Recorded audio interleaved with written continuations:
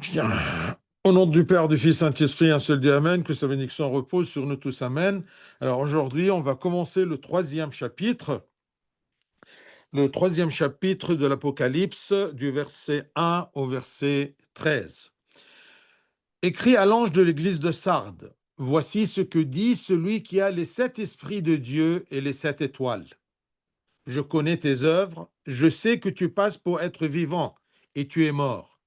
Sois vigilant et affermis le reste qui est près de mourir, car je n'ai pas trouvé tes œuvres parfaites devant mon Dieu. Rappelle-toi donc comment tu as reçu et entendu, et garde et repens-toi. Si tu ne veilles pas, je viendrai comme un voleur, et tu ne sauras pas à quelle heure je viendrai sur toi. Cependant, tu as à Sardes quelques hommes Cependant, tu as à Sardes quelques hommes qui n'ont pas souillé leurs vêtements. Ils marcheront avec moi en vêtements blancs parce qu'ils en sont dignes. Celui qui vaincra sera revêtu ainsi de vêtements blancs. Je n'effacerai point son nom du livre de vie, et je confesserai son nom devant mon Père et devant ses anges. Que celui qui a des oreilles entende ce que l'Esprit dit aux églises. Écrit à l'ange de l'église de Philadelphie, voici ce que dit le Saint, le véritable, celui qui a la clé de David, celui qui ouvre et personne ne fermera, celui qui ferme et personne n'ouvrira. Je connais tes œuvres, voici parce que tu as peu de puissance que tu as gardé ma parole et que tu n'as pas renié mon nom. J'ai mis devant toi une porte ouverte que personne ne peut fermer.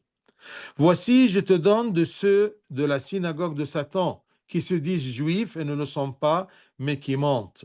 Voici, je les ferai venir, se prosterner à tes pieds et connaître que je t'ai aimé. Parce que tu as gardé la parole de la persévérance en moi, je te garderai aussi à l'heure de la tentation qui va venir sur le monde entier, pour éprouver les habitants de la terre. Je viens bientôt. Retiens ce que tu as, afin que personne ne prenne ta couronne. Celui qui vaincra, je ferai de lui une colonne dans le temple de mon Dieu, et il n'en sortira plus. J'écrirai sur lui le nom de mon Dieu et le nom de la ville de mon Dieu, de la nouvelle Jérusalem qui descend du ciel, d'auprès de mon Dieu, et mon nom nouveau. Que celui qui a des oreilles entende ce que l'Esprit dit aux églises. Gloire à notre Seigneur éternellement. Amen.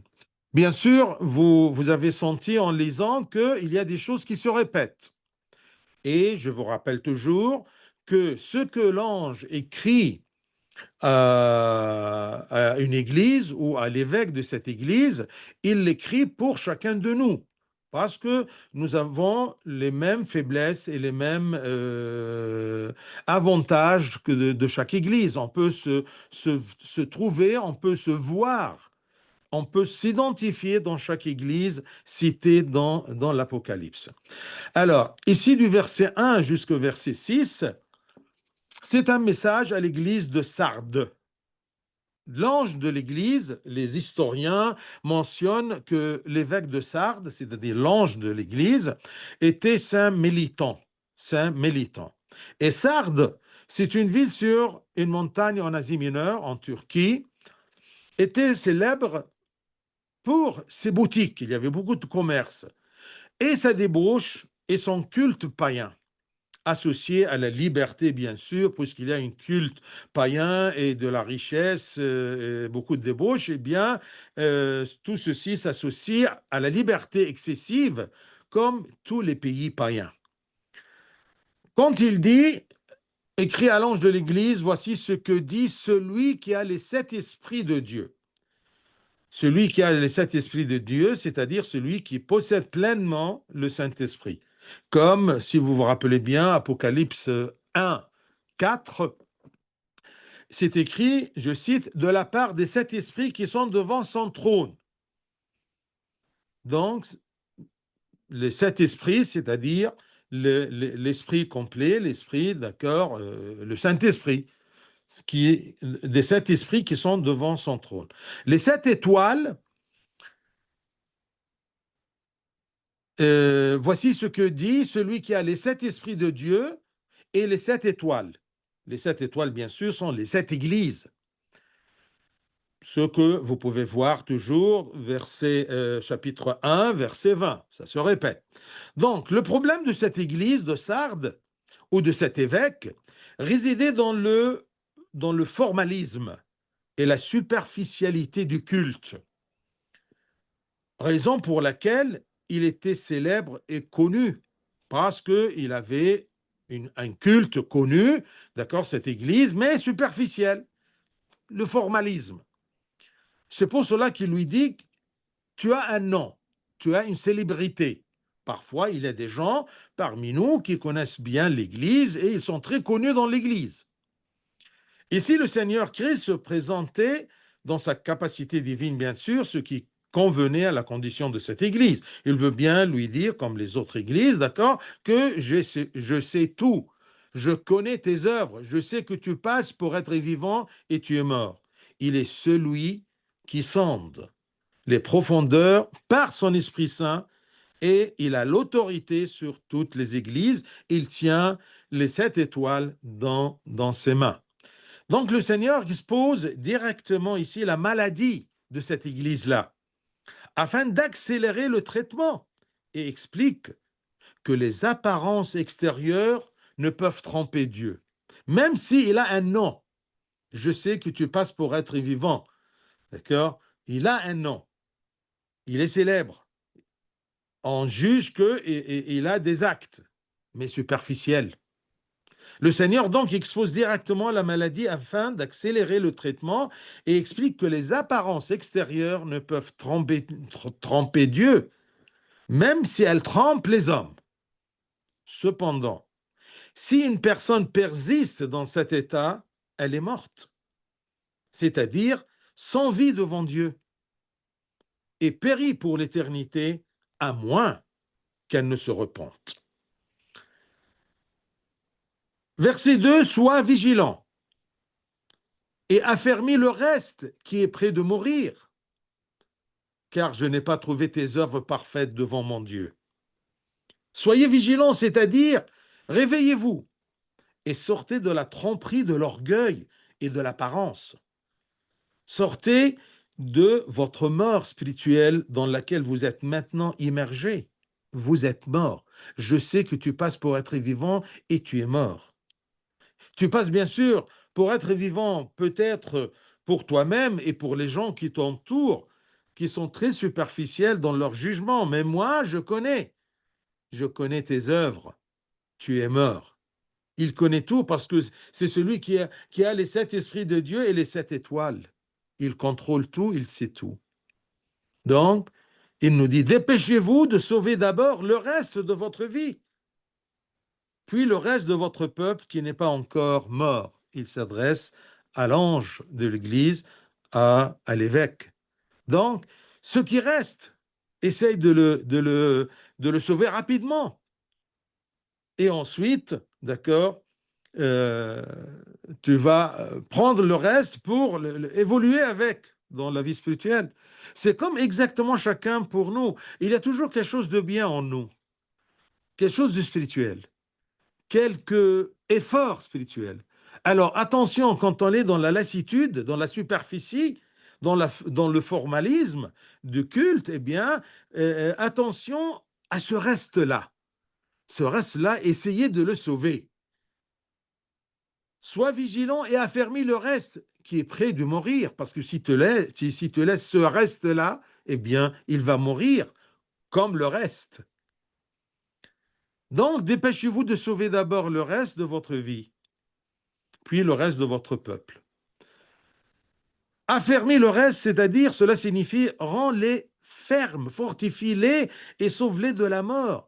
Par les moyens de grâce, par les prières, par le jeûne, par le repentir, cherche d'où tu es tombé et repens-toi. C'est toujours ça, d'accord?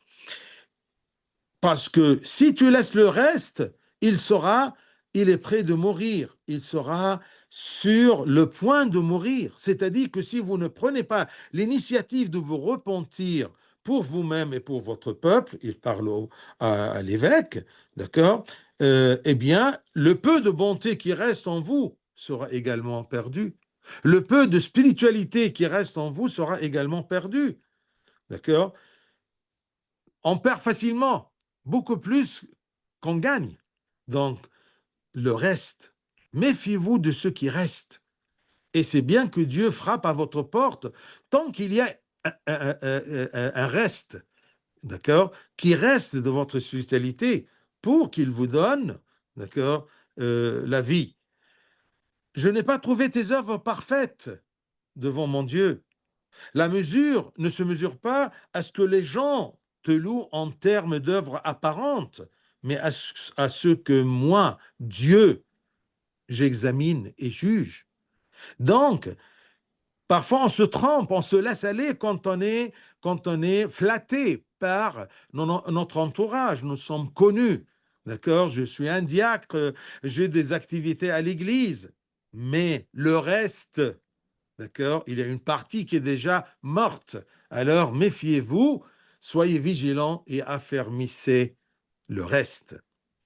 Donc, méfiez-vous du jugement. Mon jugement sur toi porte sur ta négligence et ton abandon de ton combat spirituel. Quand on se lasse dans le combat, on s'affaiblit et il y a une partie qui meurt, une partie qui disparaît, d'accord? Une partie de ma vie spirituelle. Il est également noté ici que le jugement et la condamnation de Dieu s'appliquent aux œuvres de l'homme, qu'elles soient cachées ou apparentes.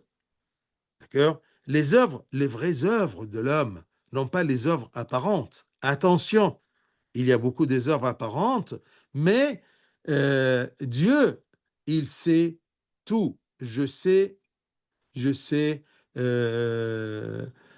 pardon, où c'était, d'accord, quand voici ce que dit, je connais tes œuvres, je connais tes œuvres.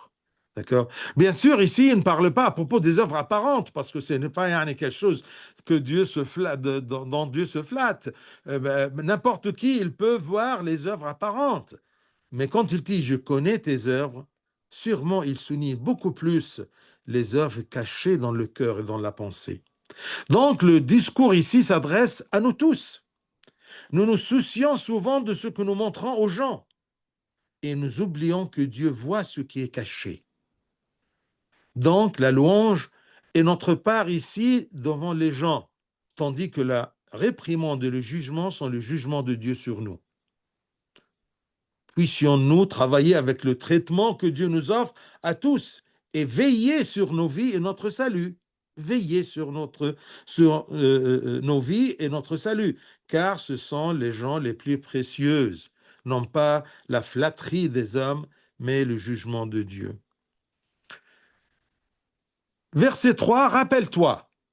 Rappelle-toi donc comment tu as reçu et entendu, comment tu étais formé, comment tu as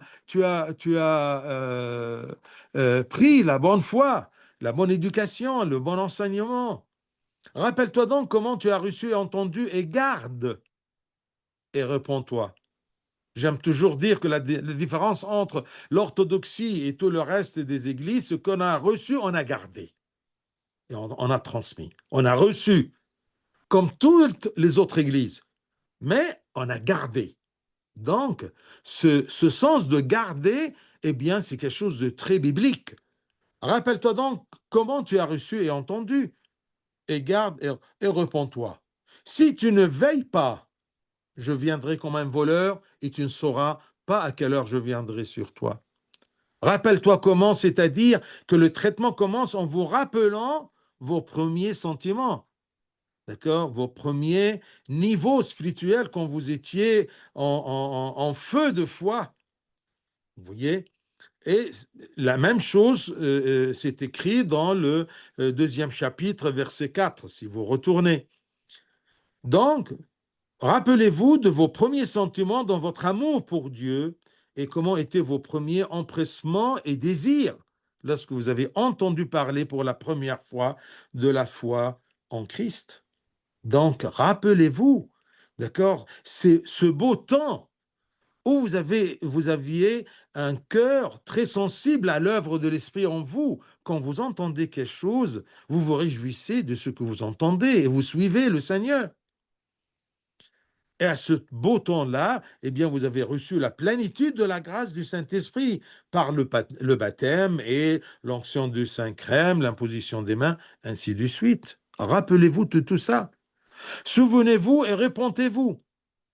C'est-à-dire qu'après vous être souvenu, vous devez passer à l'étape suivante qui consiste à revenir dans le repentir, à mettre en œuvre et à agir selon les commandements de Dieu. Parce que c'est bien de se souvenir. D'accord? Si vous vous rappelez bien, d'accord, le fils prodige, d'accord, il s'est rentré en lui-même, il s'est souvenu de ce qu'il y avait comme grâce dans la maison de son père, et ensuite il a agi, d'accord? Tout de suite, il est parti en décidant de s'excuser à son père et se repentir. Donc, si vous ne veillez pas tard, si vous n'êtes pas vigilant, d'accord? C'est-à-dire, si vous restez dans votre laxisme, votre acceptation de louange des gens et votre adoration superficielle, d'accord? C'est ça, c'est ça de ne pas veiller, c'est-à-dire de rester dans ce que vous êtes, ce que vous avez, et vous êtes satisfait des louanges des gens qui vous entourent, d'accord? Et vous êtes satisfait aussi de votre adoration superficielle. Alors, si vous restez et vous continuez comme ça, je viens à vous comme un voleur. De même qu'un homme ne sait pas quand le voleur viendra pour le voler. Ainsi, je ferai venir mon châtiment promptement, à l'heure où vous ne vous attendez pas. Vous voyez? Et aussi, ça souligne, d'accord, le fait que la mort vient à un moment, d'accord, qu'on n'attend jamais. Vous voyez? Donc, on doit voir toujours ce que le Seigneur Christ a également dit à propos de sa seconde venue dans l'évangile de Saint Matthieu concernant la nécessité de veiller. Il nous dit toujours veiller. D'accord? Dans, je crois, Saint Matthieu chapitre 24, il dit toujours veillez et je vous dis toujours veillez.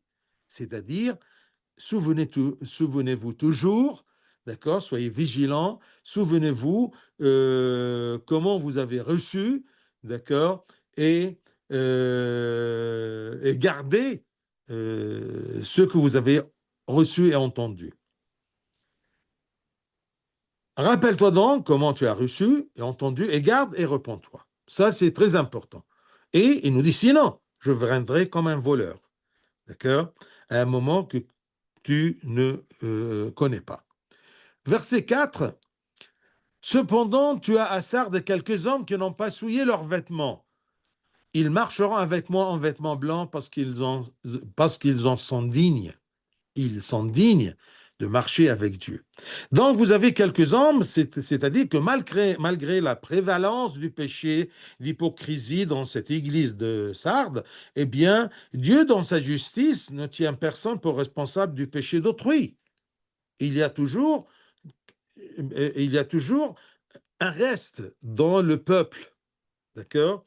Et ce n'est pas parce que la majorité du peuple de Sardes sont coupables, alors il prendre les serviettes avec les torchons. Eh bien non, chacun est responsable de ses œuvres. Alors, par conséquent, il déclare clairement qu'il existe quelques vrais croyants qui n'ont pas été touchés par le péché, qui n'ont pas souillé leurs vêtements, car leur comportement était pur. Ils avaient des vêtements blancs. Donc leur récompense sera également la compagnie du Christ dans l'éternité, marchant avec moi. Ils marchaient avec moi. Et ils méritaient ceci parce qu'ils n'ont pas souillé leurs vêtements. Durant toute notre vie, il y a des tâches qui viennent sur nos vêtements, sur notre vie, sur notre cœur et pensée, d'accord? Parfois des autres, parfois de moi-même, mais le repentir, c'est le lavage. D'accord? Et c'est comme on dit toujours, on se lave, d'accord, dans le sang du Christ. Vous voyez, par la communion et par se préparer à la communion par le repentir. Donc, le Christ proclamera leur pureté devant tous au jour du jugement. Dieu n'oublie personne et n'oublie pas l'effort de chacun. Celui qui vaincra, verset 5, celui qui vaincra sera revêtu ainsi de vêtements blancs. Je n'effacerai point son nom du livre de vie, et je confesserai son nom devant mon Père et devant ses anges. Celui qui vaincra sera récompensé par Dieu avec ce qui suit. Il portera des vêtements blancs, ce qui signifie qu'il vivra dans la pureté avec Dieu pour toujours. Et deuxièmement, je ne effacerai pas son nom du livre de vie. Il est établi dans le royaume des cieux. Le livre de vie, d'accord, c'est être, exister et persévérer dans le royaume des cieux. C'est ça la vie éternelle. C'est ça le livre de vie. C'est comme si notre nom est inscrit. Bien sûr, il n'y a pas un livre matériel, mais c'est une façon d'exprimer que son nom est gardé dans le livre de la vie, gardé au royaume des cieux. Alors, pour expliquer cette phrase, nous croyons que lorsqu'une personne sort du baptême, son nom est inscrit dans le livre de vie, c'est-à-dire dans l'inscription des héritiers du royaume des dieux.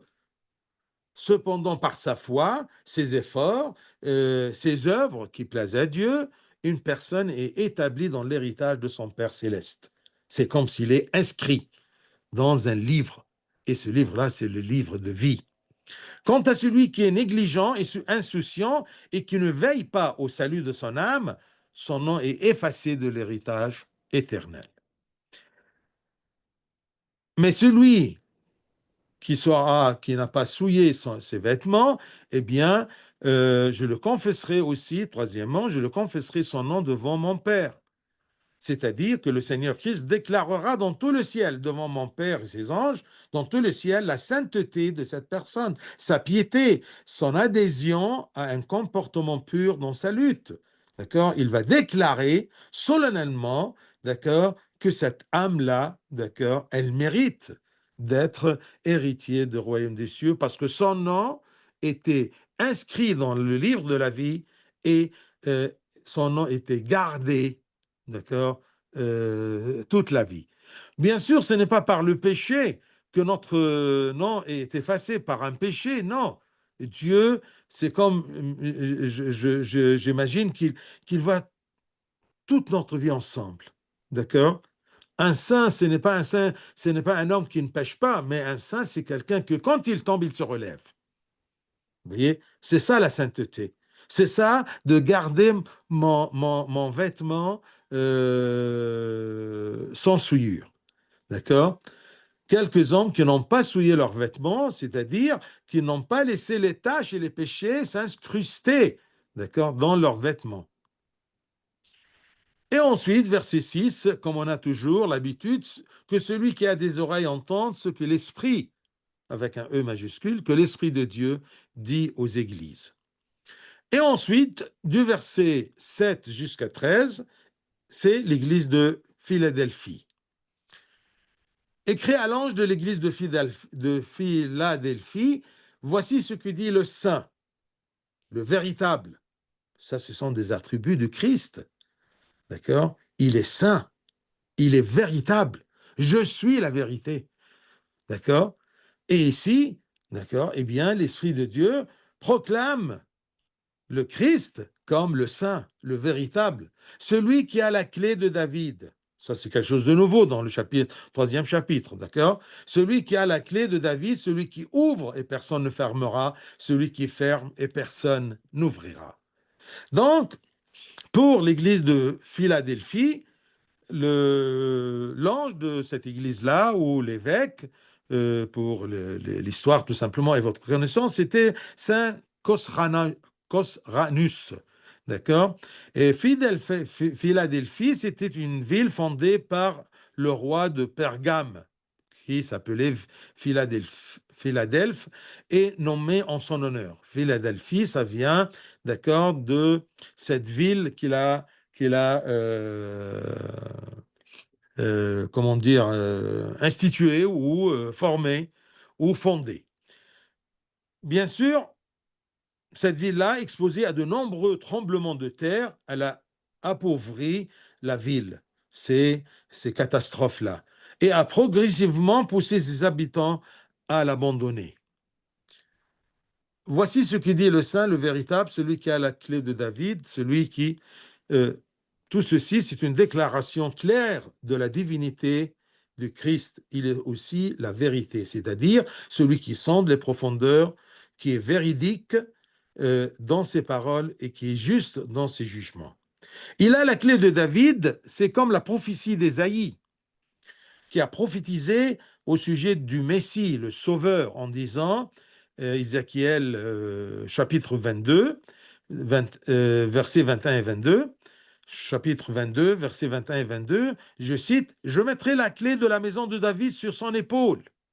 Il ouvrira et personne ne fermera. Il fermera et personne n'ouvrira. » La même prophétie est proclamée ici dans l'Apocalypse. Vous voyez le lien et l'unité de l'Ancien et le Nouveau Testament, des prophéties, d'accord, et des proclamations présentes dans le Nouveau Testament. Donc ici, Jésus-Christ confirme qu'il est celui dont parle Isaïe par l'intermédiaire du Saint-Esprit. L'expression « la clé de David » désigne l'autorité absolue du roi. Le roi David, il avait la clé. D'accord? C'est comme, par exemple, le maire, il a la clé de la ville. Vous voyez? Donc, ceci désigne l'autorité absolue. Si on a la clé, on a l'autorité absolue sur cet endroit ou cette maison ou cette ville. Donc, ça désigne l'autorité absolue du roi, entre les mains duquel tout est entre les mains de ce roi-là. Il possède tout dans ses mains. Il ouvre le royaume et la maison de son père à qui il veut et les ferme à quiconque ne le mérite pas. La clé de David vient aussi comme signe et symbole du signe de la croix qui ouvre les yeux de l'homme sur le royaume pour ceux qui le font avec foi. Le signe de la croix et la foi dans la croix, le signe du salut et le moyen du salut.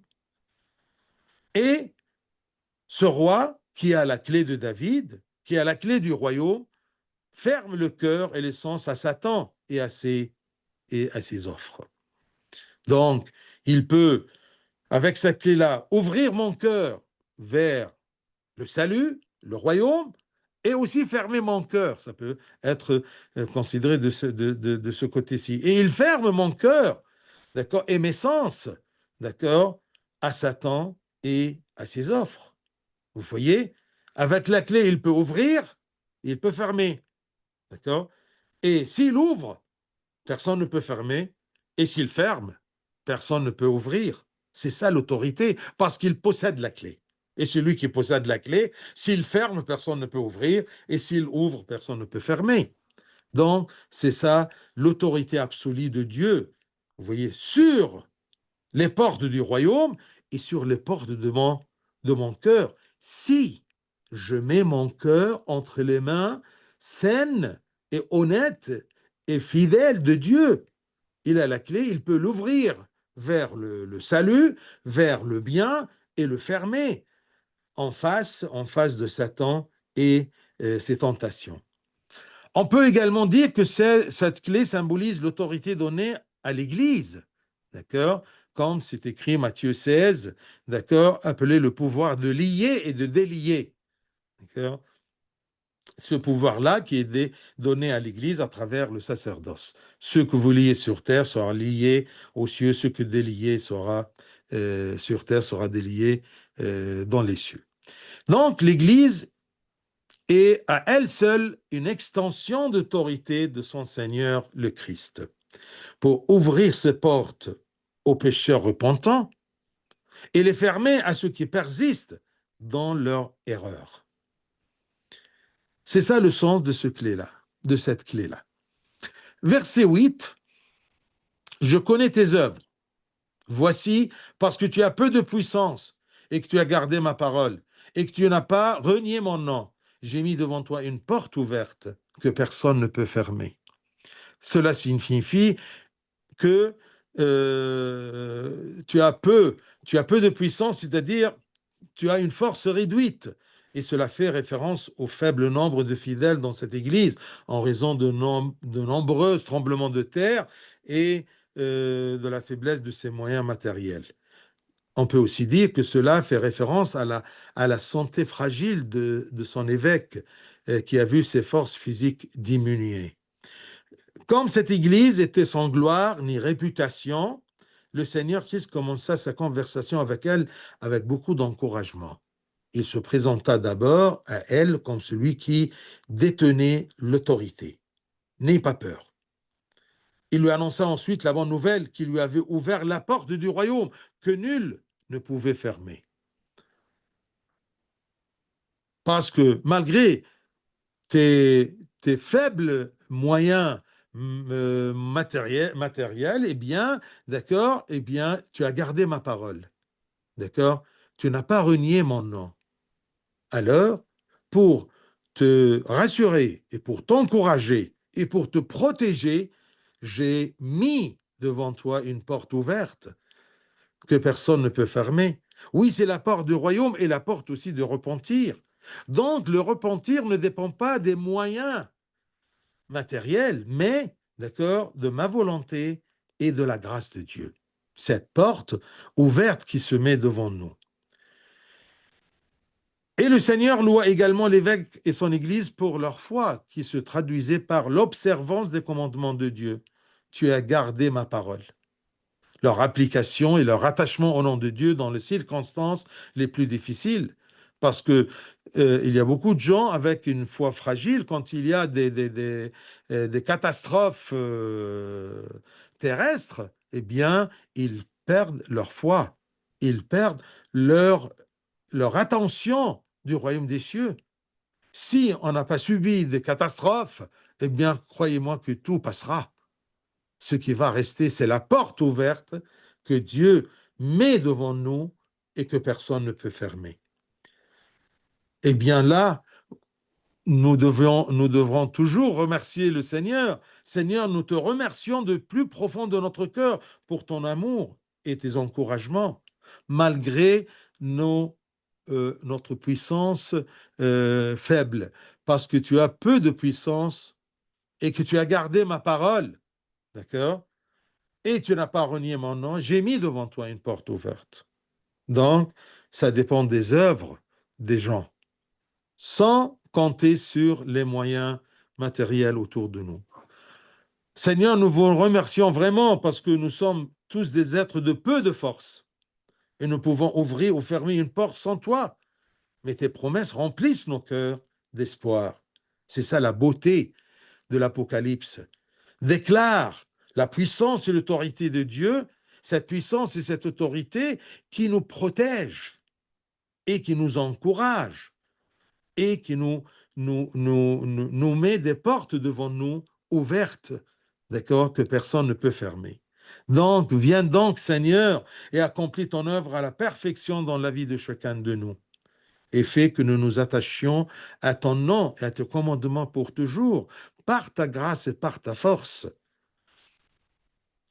Ensuite, le verset 9, « Voici, je te donne de ceux de la synagogue de Satan, voici, je te donne de ceux de la synagogue de Satan, qui se disent juifs et ne le sont pas, mais qui mentent. Voici, je les ferai venir, se prosterner à tes pieds et connaître que je t'ai aimé. » Les juifs qui ne sont pas juifs, c'est-à-dire ceux qui se prétendent religieux et zélés, mais ne le sont pas. Ceci s'applique désormais à tous ceux qui ont dévié de la foi saine. Ne le prenez pas à la lettre que ce sont des juifs. Non, on peut avoir autour de nous des chrétiens qui ne sont pas des chrétiens. Ce sont des gens qui se sont prétendus chrétiens, comme les témoins de Jéhovah, les adventistes et d'autres, d'accord, qui nient la divinité de Christ. Et dont le seul but de ces gens-là est de priver les croyants de l'Église de Dieu. Ici, le Christ les décrit tous comme une synagogue de Satan, car ils sont devenus ses soldats, ses agents, et les exécutants de sa volonté contre l'Église de Dieu, le corps de Christ, parce que nous, les fidèles, nous sommes le corps de Christ qui est l'Église. Et ces gens-là, eh bien, Dieu nous rassure. Ils viennent et se prosternent. C'est un autre encouragement à l'Église à ne pas craindre ses ennemis, même s'ils sont parmi nous, car seul le Christ est capable de les écraser et de les humilier et de les faire passer sous les pieds de son Église.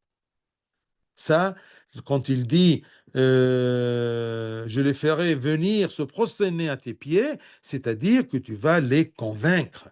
C'est-à-dire, tu seras en sûreté devant leurs calomnies et leurs œuvres pour vous égarer du Seigneur et de l'Église.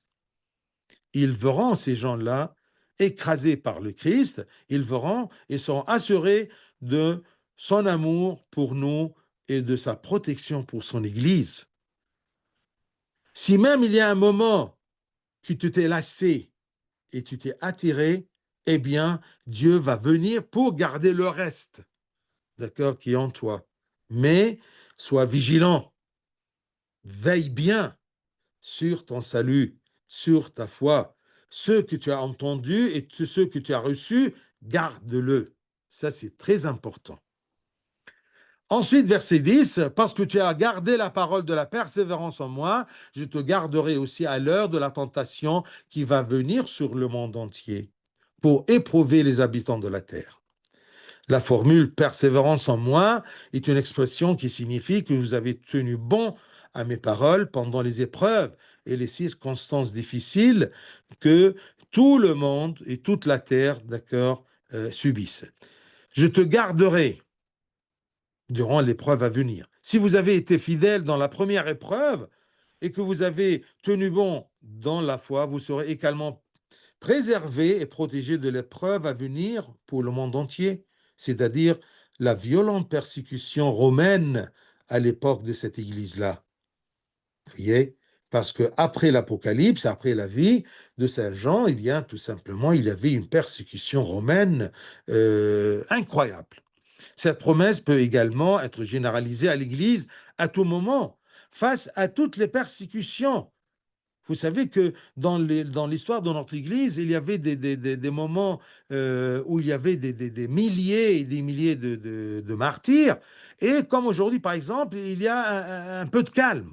Vous voyez, mais ça n'empêchera pas que, après ça, ça va changer. Donc, Dieu, il nous a donné cette promesse qui reste toujours fidèle à garder ses enfants face aux persécutions. Tant qu'elle est restée fidèle, d'accord, à garder le commandement de Dieu et qu'elle n'a favorisé personne ou accepté une foi étrangère. Parfois, on s'éloigne de Dieu pour favoriser quelqu'un ou pour, j'ai honte de lui dire non, non, que votre parole soit oui, oui, non, non. Quand c'est quelque chose contre la foi de notre Seigneur, eh bien, gardez bien la foi. Gardez sa parole de la persévérance, parce que tu as gardé la parole de la persévérance en moi. Dieu n'oublie pas ça. Vous voyez? Et si même toi tu l'as oublié, Dieu ne l'oublie pas, il vient à ton secours. Et quand il vient, sois prêt à le recevoir, comme la brebis égarée. Le verset 11, je viens bientôt, retiens ce que tu as, afin que personne ne prenne ta couronne. Vous voyez? Voici, je viens bientôt, bientôt cette expression-là est répétée plusieurs fois et signifie un avertissement pour ceux qui hésitent quant à la venue du juste jugement et un encouragement pour ceux qui luttent et s'enferment dans leur foi. D'accord? Dieu, il dit, je viens bientôt. Tenez-vous bien. D'accord? Ne doutez pas. Vous voyez? N'hésitez pas. Et soyez sûrs de ma venue et de mon juste jugement. Vous voyez, je vous encourage, non pas pour le faux, mais pour la vérité. Je viendrai bientôt. D'accord? Il y aura un jugement, il y aura un royaume, il y aura un enfer. Retiens ce que tu as. N'oublie pas ce que tu as eu. N'oublie pas qu'il y a un jugement, qu'il y a un second avènement du Christ. Accrochez-vous à ce que vous avez. Persévérez dans ce que vous avez éveillé à ne pas le perdre. Veillez à ne pas le perdre, ce que vous avez eu. Les louanges et les encouragements de Dieu ne garantissent pas notre salut, car si nous négligeons notre salut, nous n'échapperons pas au châtiment et au juste jugement de Dieu, et nous perdrons le royaume des cieux. C'est bien qu'il nous encourage, mais on doit agir, on doit se réveiller, On doit, comme il nous a dit, d'accord, ne traînez pas, vous voyez, parce que vous ne savez pas quand le Christ va venir dans son jugement. Et comme je dis toujours, la fin du monde pour chacun de nous, c'est la fin de sa vie sur terre. Vous voyez? Comme Saint Paul a dit dans son épître aux Hébreux, chapitre 2, verset 3, comment échapperons-nous en négligeant un si grand salut? Il nous encourage, oui, mais si nous négligeons le salut, nous serons perdus. Comment échapperons-nous en négligeant un si grand salut qui, annoncé d'abord par le Seigneur, nous a été confirmé par ceux qui l'ont entendu, par le témoignage des disciples? Vous voyez? Donc, ce verset, je viens bientôt, retiens ce que tu as, afin que personne ne prenne ta couronne, d'accord, est un verset qui nous met tous en garde contre la perte du salut gratuit que le Christ nous a offert. Accepter le salut ne signifie pas obtenir l'éternité. Souvenez-vous donc de Judas, qui a perdu sa couronne et que l'apôtre Matthias a prise à sa place. Souvenez-vous également du droit d'aînesse dans l'Ancien Testament que Ésaü néglige, d'accord, pardon, que Ésaü, d'accord, a négligé et qui a été confisqué par Jacques l'éveillé, Jacques, son frère. Eh bien, comment vous agissez vis-à-vis des promesses de Dieu et de l'encouragement de Dieu? Souvenez-vous également de Démas, le disciple de Paul, qui a tout perdu par son attachement au monde présent, comme c'est cité dans deuxième épître de Saint Paul à Timothée. D'accord? Méfiez-vous. Je répète ceci. D'accord? Accepter le salut ne signifie pas obtenir l'éternité. J'accepte l'idée, mais qu'est-ce que j'ai fait? D'accord? Souvenez-vous de tous ces gens-là qui ont reçu et qui ont cru dans le salut, mais ils ont agi, d'accord, d'une mauvaise façon, où ils ont perdu. Ils avaient comment dire, ils avaient l'apparence d'être vivants. Ils ont accepté, oui, d'accord, mais ils n'ont rien fait pour l'obtenir, pour mériter le vêtement blanc et suivre le Christ. Verset 12, celui qui vaincra, je ferai de lui une colonne dans le temple de mon Dieu. Faire de lui une colonne, c'est-à-dire il aura une place, sa place sera fixée comme une colonne. D'accord? Son nom ne sera jamais exclu de livre de la vie, il sera comme une colonne, d'accord, dans le temple de mon Dieu, et près de moi et de mon Père dans le temple de mon Dieu. Vous voyez, ça sera une colonne persistante, dure, d'accord, et existante avec moi et mon Père. Il ne sortira plus jamais. Je ferai de lui une colonne dans le temple de mon Dieu et il n'en sortira plus. Une fois rentré, une fois fixé comme une colonne dans le royaume des cieux, eh bien, on ne sortira plus. C'est quelque chose d'éternité. Il ne sortira plus jamais, c'est-à-dire que celui qui a atteint l'éternité ne pourra plus jamais sortir. Et écrire son nom sur lui, d'accord, c'est-à-dire déclarer clairement son appartenance au Christ. D'accord, j'écris mon nom là-dessus. Il m'appartient. Personne ne peut l'arracher.